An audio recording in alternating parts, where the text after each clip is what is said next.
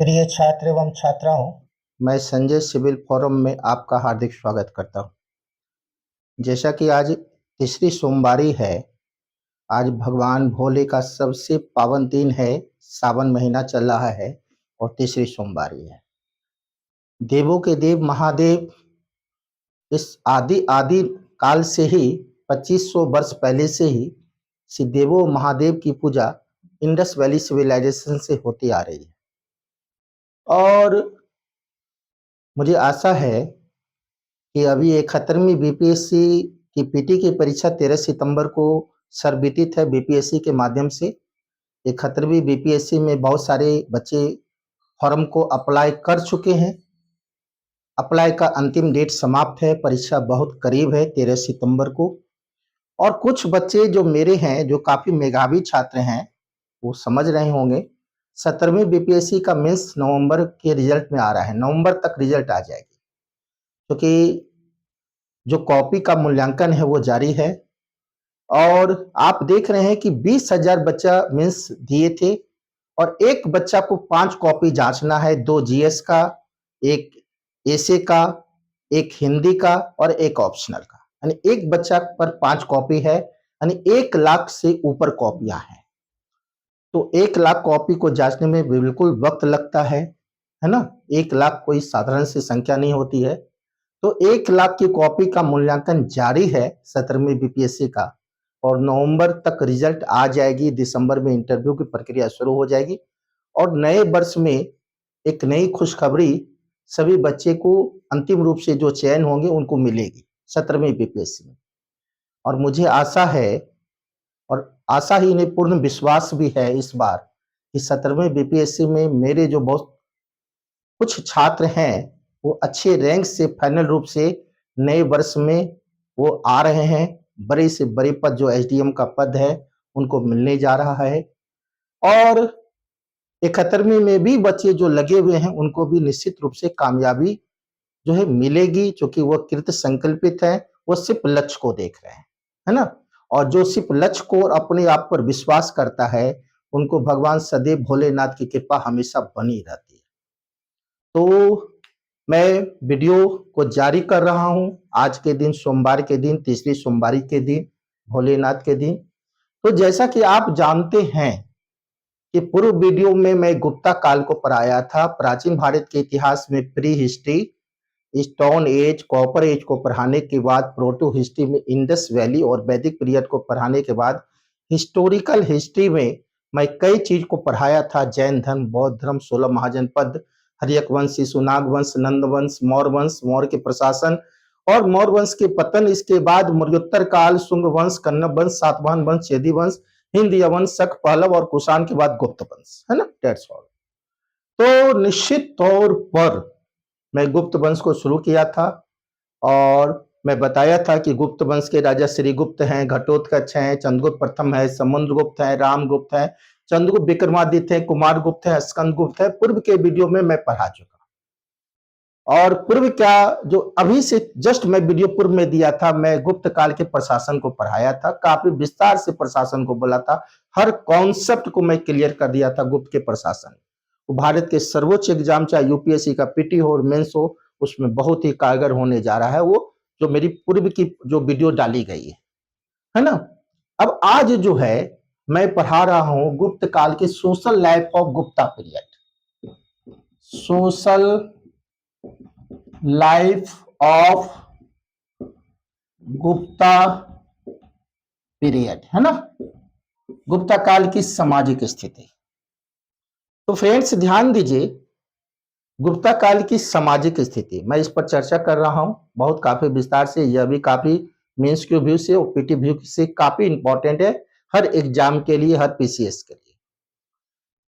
तो गुप्ता काल का जो समाज है उसमें 4 वर्ण है, ब्राह्मण है, क्षत्रिय है, वैश्य और शूद्र है। और समाज का स्वरूप पितृ सत्तात्मक है, यानी पुरुष प्रधान है, और संयुक्त परिवार की प्रथा है ना गुप्ता काल में। तो गुप्ता काल में जो 4 वर्ण है, ब्राह्मण है, क्षत्रिय है, वैश्य और शूद्र है, समाज में सर्वोच्च स्थान ब्राह्मण का है। और ब्राह्मण को भूमि अनुदान भी दी जाती है, जिसको ब्रह्मदेव भूमि कहा जाता है। फिर सुनिएगा, 4 वर्ग में सिर्फ ब्राह्मण को भूमि दान दी जा रही है और उस भूमि को ब्राह्मदेय भूमि कहा जाता है। तो स्वाभाविक बात है कि समाज में जो सर्वोच्च स्थान है, जो प्रतिष्ठा वाला स्थान है और जो कर्तव्य परायण लोग हैं, उसको ब्राह्मण को माना जाता है। तो गुप्ता काल में समाज में सर्वोच्च स्थान किसका है? क्योंकि ब्राह्मण को भूमि अनुदान दी जा रही है, जिसे ब्राह्मदेय कहा जाता है, वो ब्राह्मण है। और ब्राह्मण को आर्य का रक्षक भी बताया गया। हम लोग आर्य के वंशज हैं, तमाम सारे आर्य का रक्षक ब्राह्मण को बताया गया है गुप्ता काल में। अब बात आई, दूसरे स्थान पर क्षत्रिय है, तीसरे स्थान पर वैश्य है, चौथे स्थान पर शूद्र है। तो गुप्ता काल में शूद्र थोड़ी मात्रा में खेती भी करने लगे। शूद्र की स्थिति में कुछ सुधार देखने को मिलती है, लेकिन गुप्ता काल में शूद्र से एक अलग जाति का भी आया है, नई संकल्पना, नई विचारधारा, और उसको चंडाल अछूत कहा गया है, जो अभी डोम जाति होते हैं। तो गुप्ता काल में जो अछूत है, शूद्र से एक जाति बना चंडाल, जिसको अछूत कहा गया। और जब ये समाज में चलते थे तो ढोल लंगरा बजते थे, ताकि समाज के सब लोग हट जाते थे और इसमें कोई शर्तें नहीं थे, काफी ये माना जाता था। और गुप्ता काल में ब्राह्मण लोग जो होते थे, वो कभी भी शूद्र के यहाँ भोजन नहीं करते थे और वो चंडाल के पास नहीं जाते थे, चंडाल को नहीं छूते थे। तो गुप्ता काल में जो ब्राह्मण का कर्तव्य बताया गया है, ब्राह्मण जनेऊ पहनते थे, उससे द्विज का अधिकार है, जनेऊ पहनने का अधिकार है ना। और यह जो ब्राह्मण होते थे, ये कोई मदिरा शराब नहीं पी सकते थे। जो ब्राह्मण है वो प्याज लहसुन नहीं खा सकते थे। सोचिए कितनी कड़ी रिस्ट्रिक्शन है कि गुप्ता काल के जो ब्राह्मण हैं वो कोई शराब नहीं पी सकते हैं, कोई प्याज लहसुन नहीं खा सकते।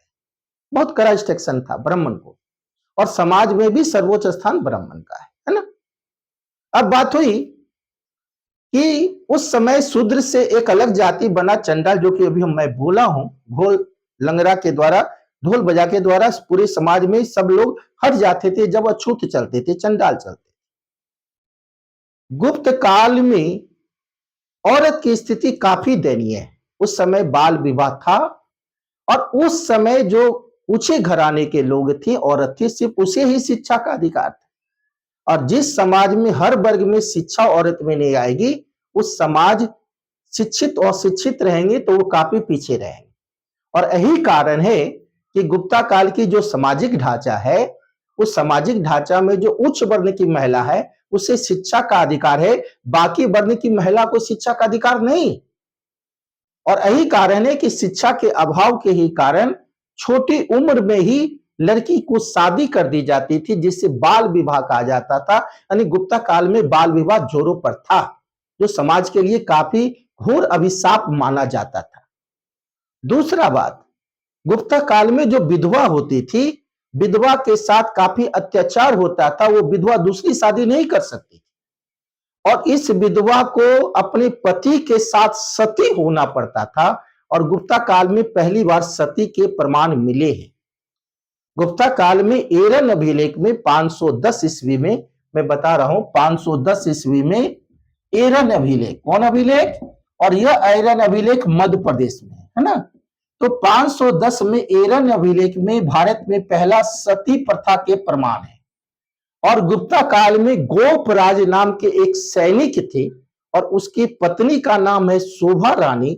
वो भारत की पहली सती हुई, यानी भारत की पहली सती जो औरत हुई वो गुप्ता काल में हुई। उसका नाम है शोभा रानी और वो किसकी पत्नी है? तो गोपराज एक सैनिक का है।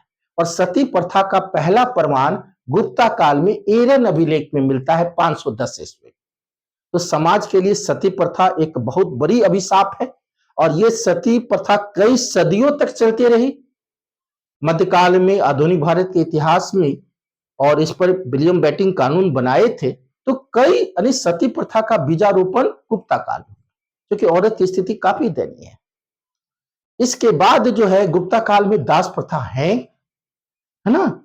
और गुप्ता काल में एक बार नई चीज देखने को मिल रही है, जैसे एक चंडाल, एक नई जाति की उत्पत्ति हुई, तो गुप्ता काल में एक कायस्थ जाति का भी उल्लेख है, जो लेखा जोखा का काम करते थे, जिसे अभी लाला जाति कहा जाता है, उसका उत्पत्ति गुप्ता काल में ही देखने को मिलता है।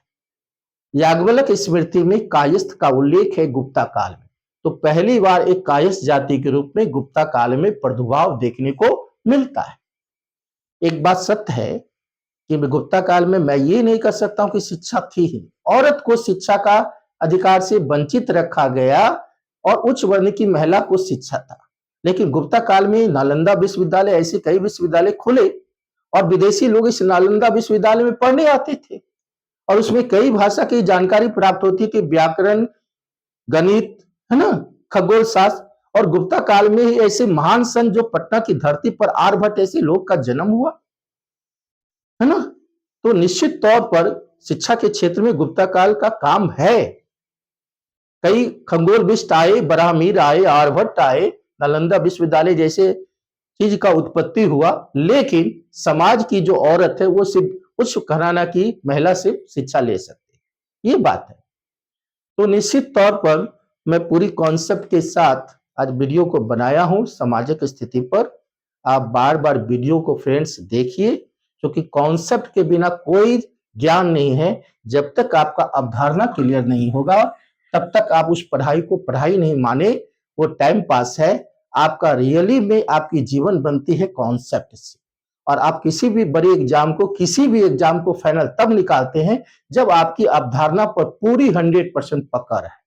मैं बराबर बच्चे को कोशिश करता हूं कॉलेज में भी और यूट्यूब के माध्यम से कि मैं अवधारणाओं को बिल्कुल तोड़ दूं, ताकि बच्चे को न पीटी में दिक्कत हो, ना मेंस में हो, और मेंस अच्छे नंबर से निकल जाए और बच्चा एक सर्वोच्च पद पर चला जाए। और मेरी यही दिल की तमन्ना होती है कि बच्चा का ज्यादा से ज्यादा कल्याण हो। और भगवान भोले के दिन में बार बार भी बोलता हूं कि मेरे बच्चे का और तमाम सारे जो बच्चे हैं तैयारी कर रहे हैं, सभी का कल्याण भोलेनाथ करे। इसी के साथ मैं अपनी वाणी को और वीडियो का ही विराम देता हूं। धन्यवाद।